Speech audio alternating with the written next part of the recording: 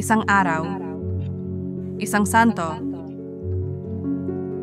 may maligayang pagdating sa channel na nagbibigay pugay sa mga lalaki at babae na nagmarka sa kasaysayan ng simbahan sa buong panahon. Ngayon, 3 ng Abril, ipinagdiriwang natin si San Juan ng Napoles. Kamusta?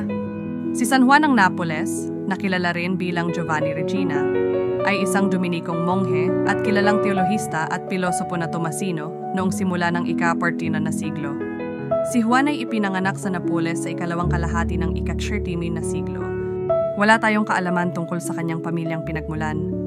Nag-aral siya ng teolohiya sa Dominicong Seminar sa Bologna. Mula 1309, siya ay nag-aral sa Universidad ng Paris.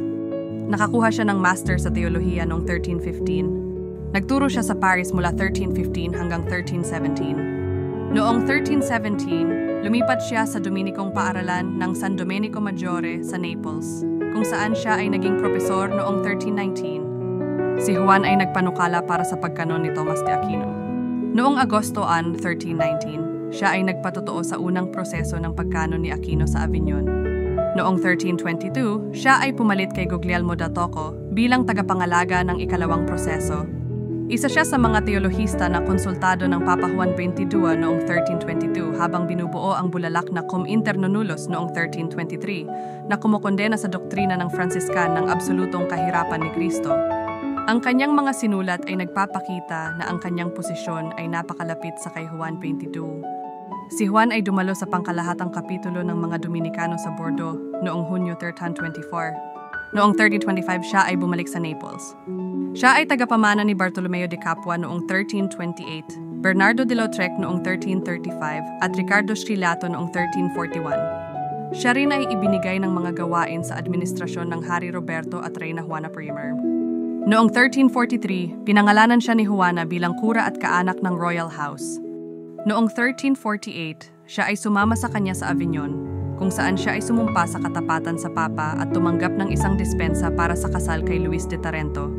Bumalik siya sa Naples ng taong iyon at marahil namatay sa paligid ng 1350. Narito ang isang panalangin na inialay kay San Juan ng Napoles.